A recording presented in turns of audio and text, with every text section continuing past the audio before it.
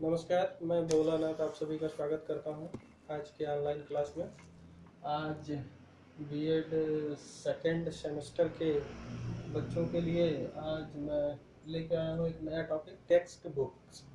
तो आज का एक नया टॉपिक है टेक्स्ट बुक, और इस पे आपके ढेर सारे क्वेश्चंस बनते हैं और लगभग लगभग पेपरों में आते भी रहते हैं ये चीज़ें कि टेक्स्ट बुक क्या है, इनके कैरेक्टरिस्टिक्स क्या हैं, और साइंस की बुक किस प्रकार की होनी चाहिए, इनके संदर्भ में इनके लक्षण कैसे होने चाहिए या इनके सिम्टम्स कैसे होने चाहिए, इनमें क्या दोष पाए जाते हैं वगैरह वगैरह, ये सारे सिम्टम्स इसमें दिए जाते हैं। तो पहले हम एक नॉर्मल बुक पे आते हैं कि किताबें होती क्या है या पुस्तकें होती क्या है।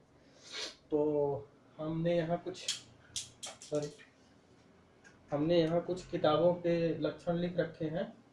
ये किताबें जो होती हैं या जो पुस्तक होती हैं वो क्या होते हैं, हमारे आप सभी की ये सच्ची मित्र होती हैं। जब आप अपने आप को अकेला पाते हैं तो उस समय आपका सहारा कौन बनती हैं? किताबें या पुस्तकें। तो ये याद रखिएगा कि ये पढ़े लिखों पर लागू होता है, अनपढ़ों पे नहीं। क्यों? क्योंकि अनपढ़ इनको पढ़ ही नहीं सकते, तो इसलिए वो उनकी सच्ची मित्र नहीं हो सकती। जो पढ़े लिखे हैं उनके लिए ये उनकी सच्ची मित्र हो सकती हैं, उनका मार्गदर्शक बन सकती हैं, अर्थात उनका किताबों के पढ़ने के बाद वो आप उनको एक गाइड की तरह इस्तेमाल कर सकते हैं। और बहुविधि सहायक होती है। बहुविधि सहायक का मतलब आपके जैसे हम क्या करते हैं कि हम कोर्ट में जाते हैं, तो कोर्ट में हम कानून कैसे जानते हैं?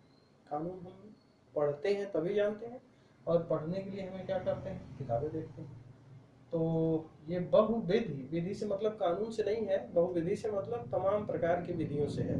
तो ये बहुविधि मतलब तमाम प्रकार की विधियों में ये आपकी सहायक होती हैं किताबें। जैसे आप साइंस पढ़ रहे हैं तो साइंस में सहायक होंगी, विधि पढ़ रहे हैं तो विधि में सहायक होंगी, पॉलिटिक्स पढ़ रहे हैं पॉलिटिक्स में जाकर के जो सब्जेक्ट आप पढ़ रहे हैं उस हिसाब से ये आपकी सहायता करती है। ठीक है। यदि आप प्रैक्टिकल की बुक पढ़ रहे हैं तो आपके प्रैक्टिकल में वो सहायक होती है। और प्रेरणा स्रोत, ये किताबें कभी कभी जैसे आपने पढ़ी होंगी कुछ, the Wings of Fire, doctor APJ Abdul Kalam की जो जीवनी है, आपने उसको अगर पढ़ी होगी तो ये किताब एक प्रेरणा स्रोत की तरह काम करती है। हम जब इन किताबों को पढ़ते हैं तो हमें उन किताबों से प्रेरणा मिलती है, ऊर्जा मिलती है, और हम ये अपने आप को धन्य पाते हैं कि कम से कम ये चीज़ें हमें पढ़ने को मिली। ये चीज़ें हम, आप ये सोचिए कि जब किताबें नहीं रही होंगी तब की स्थिति क्या रही होगी, कि हम किसी चीज़ के बारे में कैसे जानते रहे होंगे। कोई चीज़ अगर देखा है वहीं आके हम लोगों को बताएगा तभी हम जान सकते थे, लेकिन अब क्या है कि अब वो चीज़ें किताबों में भी क्या होती हैं? उपलब्ध होती हैं। इसलिए ये किताबें हमारी सच्चे मित्र हो सकती हैं, मार्गदर्शक हो सकती हैं, बहुविधि रूप में सहायक हो सकती हैं, और प्रेरणा की स्रोत हो सकती हैं। तो इसलिए किताबों से हर समय मित्रता बनाए रखिए। अब देखिए यहाँ ये सामान्य पुस्तकों के कुछ लक्षण रहे। अब यहाँ मैं आप लोगों से चर्चा करूंगा कुछ चीज़ों पे, उस पर ध्यान दीजिएगा।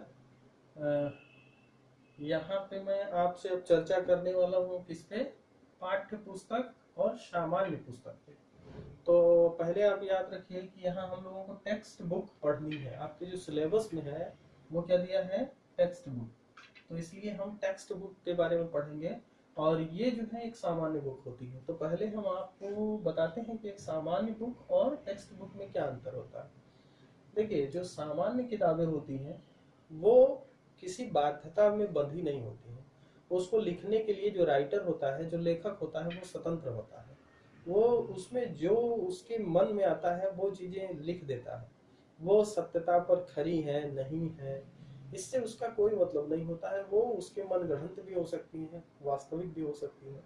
तो ये नॉर्मल किताबों की गुण होते हैं। लेकिन जब हम टेक्स्ट बुक पे आते हैं तो इन्हें कहते हैं पाठ्य पुस्तक।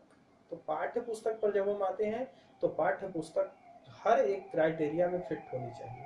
उसका इंडेक्स अच्छा होना चाहिए, उसकी भूमिका अच्छी होनी चाहिए, उसके जो पाठ्य सामग्री है वो अच्छी होनी चाहिए, जो दिया गया करिकुलम या सिलेबस है वो सही से होना चाहिए, अगर ये सारे गुण उसमें उपलब्ध होते हैं तब वो पाठ्य पुस्तक जाके, तो इसीलिए ये कई बंदिशों में बंधी होती है। पुस्तकें जो होती हैं कई प्रकार के स्टैंडर्ड मानक पर बंधी होती हैं ये किताबें। इनमें हम अनावश्यक चीजें नहीं भर सकते, लेकिन जो सामान्य किताबें होती हैं उनमें हम जनरल चीजें कुछ भी लिख सकते हैं। हम अपनी जीवनी लिख सकते हैं, रोज की दिनचर्या लिख सकते हैं, ये सामान्य किताबों में लिख सकते हैं, लेकिन पाठ्य पुस्तकों में हम जान के भी ये चीजें नहीं कर सकते। क्यों? क्योंकि ये पाठ्य पुस्तकें हैं, इनमें अनावश्यक प्रकरण को हम उसमें नहीं डाल सकते, ये हर समय याद रखिएगा। तो टेक्स्ट बुक का कॉन्सेप्ट समझ में आया कि टेक्स्ट बुक जो होती है वो प्रत्येक समय प्रत्येक मानक के अभिभूत होती है, अर्थात मानकों पर बंधी होती है। बिना मानक के कोई टेक्स्ट बुक हो ही नहीं सकती। इसलिए हर समय आप जानिएगा कि यदि राइटर भी चाहे कि मैं अपना कुछ इसमें डाल दूं तो वो नहीं डाल सकता। क्यों? क्योंकि वहां पर वो बंधा होता है कि इसमें अनावश्यक चीजें ना पड़े। ठीक है, तो ये देख लीजिए, ये कॉन्सेप्ट है इसका टेक्स्ट बुक का। ठीक है, अब हम आते हैं सिम्टम्स पे। तो देखिए, सिम्टम्स जो होते हैं टेक्स्ट बुक की, जो सिम्टम्स है, थोड़ा और ऊपर लिख देते हैं इसको।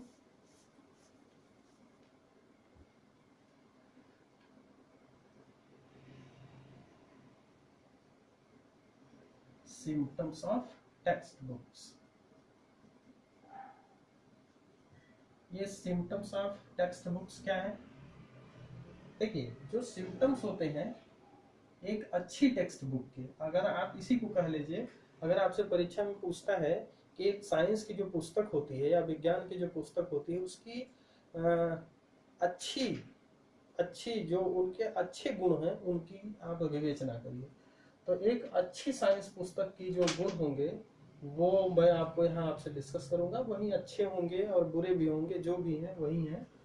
तो उनके जो लक्षण हैं वो याद रखिएगा। जो हम टेक्स्ट बुक पढ़ रहे हैं, सामान्य बुक नहीं, हम टेक्स्ट बुक, क्योंकि ये पाठ्यक्रम में आपके है। तो सिम्टम्स ऑफ टेक्स्ट बुक, देखिए इसका जो जो भी किताबें होती हैं, हमने जैसा कि आपसे पहले ही चर्चा करके बताई कि जो टेक्स्ट बुक होती हैं उनके लक्षण क्या होते हैं, वो हर समय स्टैंडर्ड में बंधे होते हैं, हर समय मानक पर बंधे होते हैं। इसलिए बिना मानक के कोई भी टेक्स्ट बुक हो ही नहीं सकती।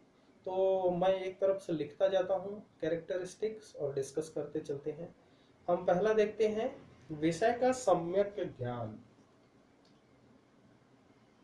ये टेक्स्ट बुक की पहली विशेषता है, विषय का सम्यक ज्ञान। देखिए, जो हमारी पाठ्य पुस्तक होनी चाहिए वो कैसी होनी चाहिए, उससे हमें विषय का, अपने विषय का, अब पहली खास बात देख लीजिए कि जो टेक्स्ट बुक होती है वो किसी न किसी विषय से रिलेटेड होती है, याद रखिएगा। जबकि सामान्य बुकों में ऐसी कोई बंदिश नहीं होती।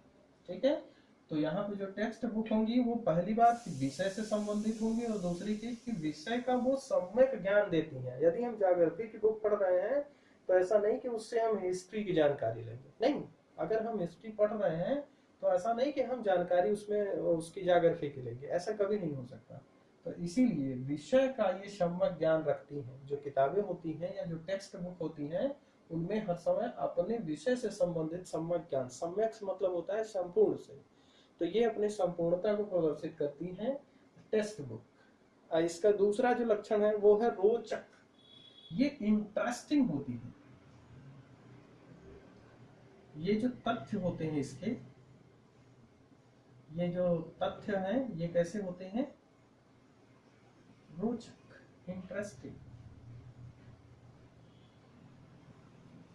ये जो तथ्य हैं वो कैसे होते हैं, रोचक होते हैं या इंटरेस्टिंग होते हैं। जब आप देखते हैं किसी टेक्स्ट बुक को तो देखिए, अगर आप कभी साइंस की बुक पढ़िए, अगर यदि आपके मन लगने पर है, यदि मन लगता है तो आपको साइंस की बुक भी इंटरेस्टिंग लगती है, मन लगता है तो हिस्ट्री की भी, अगर मन नहीं लगता तो कोई भी चीज सब बेकार लगती है।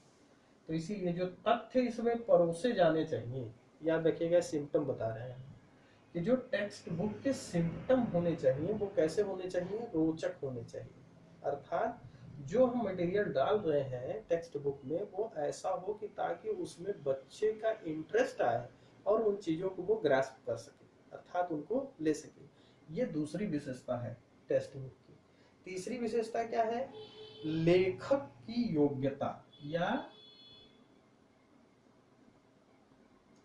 लेखक की योग्यता। ये लेखक की योग्यता से क्या संबंधित है? लेखक की योग्यता से संबंधित है कि जो भी राइटर किताब लिख रहा है वो योग्य है कि नहीं। ऐसा नहीं है कि कोई कक्षा 5 पास व्यक्ति हाई स्कूल की किताब लिखे, या ऐसा नहीं है कि कोई हाई स्कूल किया हुआ व्यक्ति बीएससी या एमएससी की किताबें लिख दे, ऐसा संभव नहीं। तो ये हर समय जो एक योग्य व्यक्ति होता है यदि वो किताबों को लिखे तो ज़्यादा बेटर लिख सकता है। तो इसीलिए टेक्स्ट बुक की एक सिम्टम में ये भी है लेखक की योग्यता, अर्थात जो लेखक है वो योग्य होना चाहिए। टेक्स्ट बुकों का जो पाठ्य पुस्तकें हैं उनके जो लेखक होने चाहिए वो कैसे होने चाहिए? योग्य होने चाहिए। यदि वो योग्य नहीं है तो अनाप शनाप की चीजें भी वो पुस्तक में डाल सकते हैं। इसीलिए हर समय याद रखिए कि उनकी योग्यता विशेष मायने रखती है। और चौथा पॉइंट है विषय वस्तु की उत्कृष्टता। चौथा पॉइंट क्या है? विषय वस्तु की उत्कृष्टता। ये विषय वस्तु की उत्कृष्टता क्या है? विषय वस्तु की उत्कृष्टता में क्या है? देखिए, ये स्टैंडर्ड को इंडिकेट करता है। यदि आप उत्कृष्टता पे जाएंगे, उत्कृष्ट मतलब होता है अच्छा, तो और अच्छा वो चीज तभी माना जाएगा जब वो पाठ्य पुस्तकें पूरी तरह मानक पर आधारित हो। जैसे हम लोग एनसीईआरटी की बुक क्यों पढ़ना चाहते हैं? क्यों? क्योंकि वो स्टैंडर्ड पर होती हैं, वो प्रत्येक साल वो रेन्युअल हो जाती हैं, उसमें जो नई चीजें आती हैं वो ऐड कर दी जाती हैं और जो अनावश्यक चीजें होती हैं वो क्या होती हैं? रिप्लेस कर दी जाती हैं। इसलिए हम एनसीईआरटी पर जाते तो वो मानक को फॉलो करती हैं, इसीलिए हम एनसीईआरटी पे विश्वास करते हैं। तो विषय वस्तु जो वो देते हैं वो उत्कृष्टतम देते हैं, ठीक है? तो अर्थात वो किस पर? मानकों पर आधारित अपने तथ्य देते हैं। तो इसलिए टेक्स्ट बुक देख लीजिए, पांचवा लक्षण देख लीजिए क्या है? सशक्त भूमिका।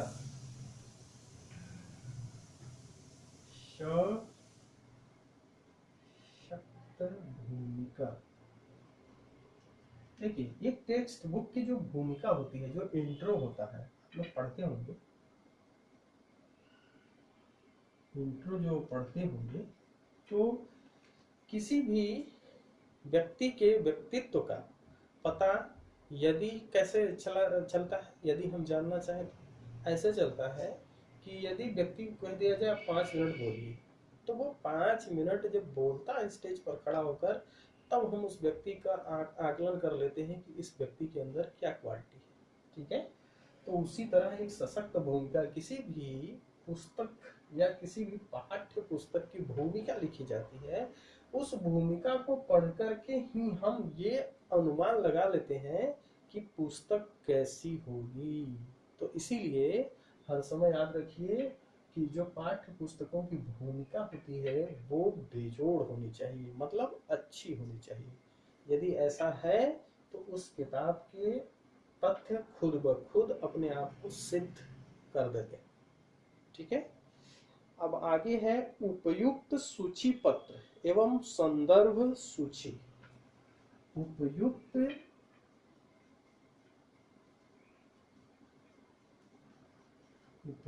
सूची पत्र एवं संदर्भ ग्रंथ सूची। देखिए, ये एक अच्छी टेक्स्ट बुक की विशेषताएं मैं बता रहा हूँ। आप सभी, जरूरी नहीं कि ये सब किताब जो आपके यहाँ है उनमें हो, लेकिन मैक्सिमम किताबों के अंदर ये होनी चाहिए। मैं आगे चल के इनके कुछ दोष भी बताऊंगा। उन दोषों में भी ये चीजें बताई जाएंगी आगे आपको कि ये जो ये उपयुक्त सूची पत्र एवं संदर्भ ग्रंथ सूची ये सारी किताबों में नहीं है, आजकल की किताबों में तो विशेषकर नहीं दी जाती है। तो ये उनकी एक कमी है। कम से कम हम जाने तो कि व्यक्ति ने कहाँ से इन संदर्भों को लिया है, तो हम कभी अगर भविष्य में उन किताबों को देखें तो उन संदर्भों को हम देख तो सकें कि ये चीजें जहाँ से ली गई हैं वो वास्तविक तथ्य को प्रस्तुत करती हैं अथवा नहीं। तो देखिए, ये उपयुक्त सूची पत्र एवं संदर्भ ग्रंथ सूची, तो ये है उपयुक्त सूची पत्र एवं संदर्भ ग्रंथ सूची का अर्थात कि जब हम कोई टेक्स्ट बुक पढ़ते हैं तो उसके अंत में जाते हैं तो एक बिब्लियोग्राफी लगी होती है। बिब्लियोग्राफी में होता है कि उसमें संदर्भ दिया रहता है कि कौन सा पार्ट किताब के किस हिस्से से या कहाँ से लिया गया है ना। इन चीजों का उल्लेख यहाँ से रहता है। और संदर्भ ग्रंथ सूची अर्थात उन किताबों का उल्लेख एक सूची भी बना के पीछे दी जाती है कि कौन कौन से तथ्य कहाँ कहाँ से लिए गए हैं। तो ये बिब्लियोग्राफी और संदर्भ ग्रंथ सूची का भी आकलन किया जाता है, ये याद रखिएगा। और क्या है, इनके कुछ और भी लक्षण है। आकर्षक रूप एवं आवरण पृष्ठ, जो पुस्तकें होती हैं उनका आकर्षक रूप एवं आवरण पृष्ठ, आवरण पृष्ठ। देखिए, आकर्षक रूप एवं आवरण पृष्ठ से क्या तात्पर्य है। देखिए, कभी कभी तो ऐसा होता है कि किताब हम देखते हैं या पुस्तक हम बाहर से देखते हैं और मन को भा जाती है, अरे ये तो किताब अच्छी होनी चाहिए। तो देखिए, उसमें सबसे बड़ा योगदान किसका होता है, उसके आवरण पृष्ठ का, मतलब जो उसका कवर पेज होता है। तो कभी कभी किताबों का कवर पेज देखकर के ही हमको समझ में आ जाता है कि अंदर का मैटर कैसा होगा। इस वजह से भी हम कभी कभी किताबें देख लेते हैं। तो याद रखिएगा हर समय कि टेक्स्ट बुक का जो ये आकर्षक रूप एवं आवरण पृष्ठ होता है ये हर समय अच्छे होने चाहिए, ये इन विशेष ध्यान रखिएगा। और इसमें क्या है, इनकी प्रिंटिंग, किताबों की प्रिंटिंग तो समझते ही होंगे, छपाई। तो प्रिंटिंग मतलब छपाई, तो जो छपाई होती है इनकी छपाई थोड़ी अच्छी, थोड़ी का मतलब नहीं बहुत अच्छी होनी चाहिए। जैसे कभी कभी आजकल आप देखते होंगे कि यूपी बोर्ड की जो किताबें आती हैं कक्षा 6 से 5 तक की, अब पता नहीं उनमें सुधार हुआ कि नहीं, लेकिन मैं अभी देखा हूँ, साल 2 साल पहले की किताबें देखता था तो मैं देख रहा था कि उन किताबों की जो छपाई थी वो क्या कर रही थी, ओवरलैप कर रही थी है। तो वो अच्छी क्वालिटी की छपाई नहीं मानी जाती। लेकिन वहीं जब हम आप सीबीएसई की किताबें देखते हैं, वहीं एनसीईआरटी की किताबें देखते हैं तो उनकी छपाई प्रिंटेड होती है, कलरफुल होती है, देख के आकर्षक लगती है? तो ये चीजें हर समय ध्यान रखिए कि एक प्रिंटिंग का बहुत बड़ा योगदान होता है इसके उसमें, है ना। तो प्रिंटिंग भी एक टेक्स्ट बुक की जो प्रिंटिंग है वो भी अच्छी होनी चाहिए। और कास्ट प्राइस, देखिए कास्ट प्राइस जिसे हम कहते हैं, ये भी क्या होना चाहिए, ऐसा होना चाहिए कि प्रत्येक छात्र के बजट में हो और वो उसे परचेज कर सके। अब ऐसा ना हो कि एक पोथा आप लिख के रख दें और उसको बच्चे खरीद ही ना पाए, तो उसके खरीदने का क्या, पढ़ने छापने का क्या मतलब। तो इसलिए हर समय याद रखिए कि जो कास्ट प्राइस है किताबों का, ऐसा मतलब एक न्यूनतम अमाउंट रखा जाए ताकि बच्चे, गरीब से गरीब और अमीर से अमीर बच्चा उसको आराम से परचेज कर सके और उसको पढ़ सके। क्यों, क्योंकि अगर वो किसी की खरीद से बाहर है तो वो पढ़ी नहीं जा सकती। इसीलिए हर समय याद रखिए कि इनकी कास्ट प्राइस भी अच्छी होनी चाहिए। अच्छी से इन द सेंस कि ऐसा हो कि अमीर भी पढ़ सके और गरीब दोनों बच्चे इनको परचेज कर सके और पढ़ सके। और आधुनिक शिक्षा दर्शन, ऐसा अब देखिए थोड़ा सा कुछ और भी लक्षण इसके बताते हैं। ये 9 हो गए, 10 देख लीजिए। देखिए अब कह रहा है आधुनिक शिक्षा दर्शन, आधुनिक शिक्षा शिक्षा दर्शन है? तो आधुनिक शिक्षा दर्शन से क्या तात्पर्य है? देखिए आधुनिक शिक्षा दर्शन से ये तात्पर्य है कि जो तात्कालिक शिक्षा चल रही है, मतलब कहने का कि जो हमारी शिक्षा व्यवस्था इस समय चल रही है, जो किताब हम छापे हैं या छपवा रहे हैं, वो उस फिलॉसफी के हिसाब से है कि नहीं है। मतलब कहने का कि आधुनिक शिक्षा दर्शन, कहने का मतलब यही इसका है कि जो इस समय प्रॉपर्टी चल रही है, पर पार्टी जो इस समय चल रही है, ट्रेंड जो चल रहा है, उसके हिसाब से ये आधुनिक शिक्षा दर्शन के हिसाब से जो टेक्स्ट बुक या पाठ्य पुस्तकें हैं वो छप रही हैं कि नहीं, इन चीज़ों पर विशेष ध्यान होना चाहिए।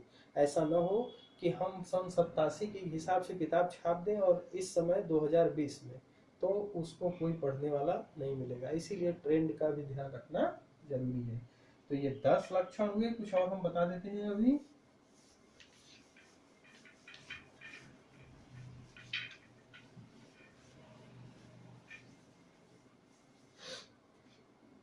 कुछ लक्षण और हैं, जैसे नवीनतम ज्ञान।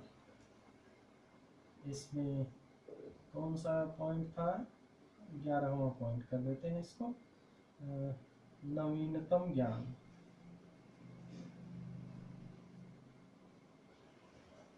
देखिए नवीनतम ज्ञान को जोड़ते हैं। हमने अभी बताया कि यदि आप एनसीईआरटी की किताबों को पढ़ें तो उसमें जो नए नए शोध होते हैं उन चीजों को रखा जाता है, उनको बॉक्स बना के या नीचे या नोट में करके कहीं ना कहीं उस नवीनतम ज्ञान को जोड़ दिया जाता है, ताकि बच्चे उन चीजों को पढ़ें तो उस नवीन तथ्य से भी वो परिचित हो सके।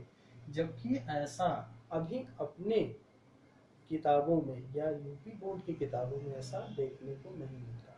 तो इसलिए याद रखिएगा कि नवीनतम ज्ञान का बच्चों को जानकारी, अर्थात पुराने ज्ञान से नवीन ज्ञान को जोड़ने का भी ऐसी जो टेक्स्ट बुक हो कि वो नवीन और पुराने ज्ञान को जोड़ने वाली हो।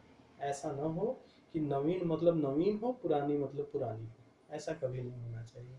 पूर्व ज्ञान पर भी आधारित होनी चाहिए, ठीक है। और प्रयोगात्मक कार्य से संबद्ध हो, 12वां पॉइंट है।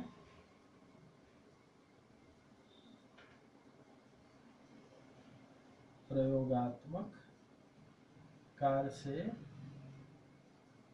संबद्ध, अर्थात प्रयोगात्मक कार्य से संबद्ध का क्या तात्पर्य हो? प्रयोगात्मक कार्य से संबद्ध हो, अर्थात जो पाठ्य पुस्तक हो ऐसा न हो कि सिर्फ उसमें थियरी सिद्धांत ही भरे हो। ऐसा होना चाहिए कि वो प्रयोगात्मक कार्यों की ओर भी हमको प्रेरित करे, ताकि हम उनको अपने दैनिक जीवन में प्रयोग करके भी ये सिद्ध कर पाए कि जो इनमें तथ्य दिए गए हैं वो सही है अथवा गलत है। तो ये प्रयोगात्मक कार्य को बढ़ावा देने वाली भी होनी चाहिए, और अंतरराष्ट्रीय मानक का ये पालन करने वाली होनी चाहिए। 13वां पॉइंट है, ये अंतरराष्ट्रीय मानक। जैसा कि हमने बताया अभी, जैसे कि पहले या तीसरे पॉइंट में हमने बताया था आपसे कि जो किताबों के अंदर हम तथ्य डालते हैं वो अंतरराष्ट्रीय मानक पर एकदम खरे होने चाहिए। अब ऐसा नहीं है कि अंतरराष्ट्रीय मानक चल रहा है सेकंड है, हम वहां लिख रहे हैं घंटा, तो ऐसा भी नहीं होना चाहिए। जो अंतरराष्ट्रीय मानक चल रहा है, यदि समय का मात्रक सेकंड चल रहा है तो हम सेकंड ही लिखें। ऐसा ना हो कि हम घंटे में हर जगह वो करें, या हर जगह जैसे अंतरराष्ट्रीय मानक मीटर चल रहा है तो ऐसा ना करें कि हम किलोमीटर में उसको दें। ऐसा कभी नहीं करना चाहिए। क्यों? क्योंकि स्टैंडर्ड मानक पर यदि हम चलेंगे तो वो जहां भी जाएगी बुक हर जगह स्वीकार की जाएगी, ठीक है। तो ये याद रखिएगा हर समय कि स्टैंडर्ड मानक का ध्यान रखना चाहिए। और अभद्रता, ये हर समय याद रखिएगा कि किताब में कभी भी अभद्र भाषा का प्रयोग नहीं होना चाहिए। ना, अभद्र भाषा का प्रयोग वर्जित होना चाहिए, अर्थात किसी ऐसी इस प्रकार की भाषा ना लिखें ताकि आगे चल के थोड़ा दिक्कत हो। अभी आपने देखा कि अगर आपने पुस्तक पढ़ी होगी, आप लोग तो जान रहे हैं बड़े, अगर आपने पुस्तक पढ़ी होगी तो एक तस्लीमा नसरीन है, बांग्लादेश की राइटर, तो उन्होंने कुछ ऐसे अभद्र टिप्पणी करी थी अपने किताब में जिनकी वजह से वो निर्वासित जीवन जी रही है। तो ऐसा अभद्रता भी आप न लिख दें अपनी पुस्तकों में कि पता चला आपको निर्वासित जीवन जीना पड़े, है ना। तो ये याद रखिएगा कि ये कुछ, और जहां पर आवश्यकता पड़े वहां पे फुट नोट्स, ये अंतिम पॉइंट है, फुट नोट्स या इसे कहते हैं पाद टिप्पणियां।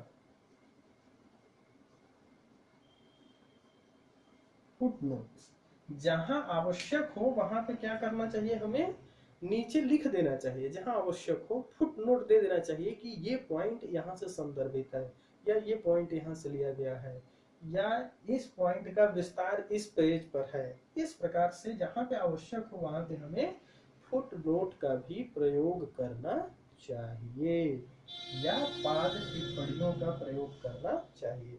तो ये एक टेक्स्ट बुक की क्या हो गई, अच्छी, एक अच्छी टेक्स्ट बुक की क्या हो गए, सिम्टम्स, लक्षण हो गए। इसकी कुछ कमियां भी हैं, जैसे इसकी कमियों में हमने बताया अभी कि इसकी कमियों में ढेर सारी आप कमियां देख सकते हैं। जैसे कि हमने अभी बताया कि जो कमियां हैं उनमें जो सबसे बड़ी कमी आती देखने को मिलती है कि आज काम चलाऊं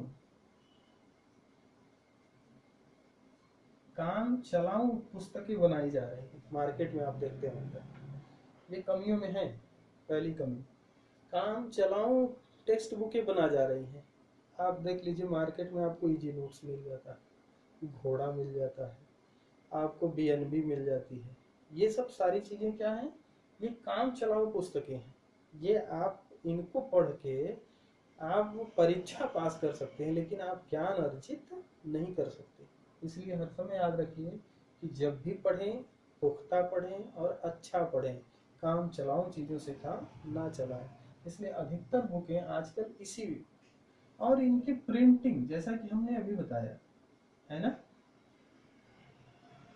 प्रिंटिंग कि इनकी प्रिंटिंग भी सही नहीं होती, ओवरलैप करती है, इधर उधर रहती है। तब भी बच्चे नकल के उद्देश्य से उन चीज़ों को देख के अपना उसी से प्रेरित होकर वो कर लेते हैं।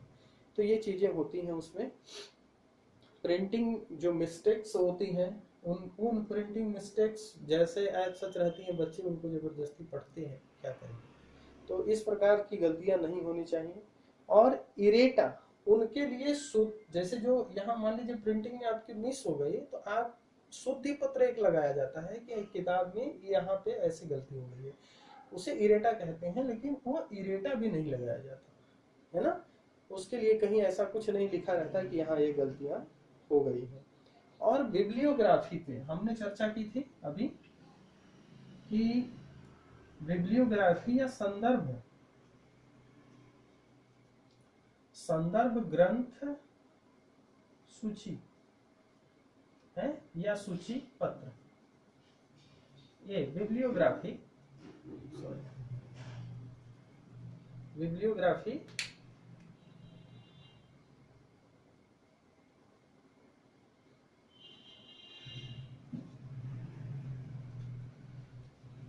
तो ये संदर्भ ग्रंथ सूची, आजकल की जितनी किताबें आ रही हैं उनमें मैक्सिमम किताबों में आप देखेंगे कि संदर्भ ग्रंथ सूची का कोई पता नहीं रहता है, और न तो उसमें बिब्लियोग्राफी लगी रहती है कि कोई राइटर है, किस राइटर की बुक है, कहाँ से ली गई है, कौन सा तथ्य लिया गया है, ऐसा कहीं कुछ नहीं। ये सारी कमियां इनमें देखने को मिलती हैं। और अपडेटेड नॉलेज, जैसा कि हमने बताया कि एनसीईआरटी में आप देखेंगे कि अपडेटेड नॉलेज होते हैं। यहाँ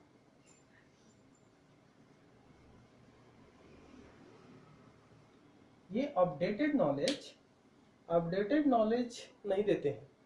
सारी किताबें इसमें अपडेटेड नॉलेज को नहीं देती है। तो ये हर समय याद रखिए कि ये कुछ कमियां भी हैं पाठ्य पुस्तकों की, जिनके चलते तो ये आज आपका एक टॉपिक था टेक्स्ट बुक, जिसको हमने इस प्रकार से कंप्लीट कर दिया है?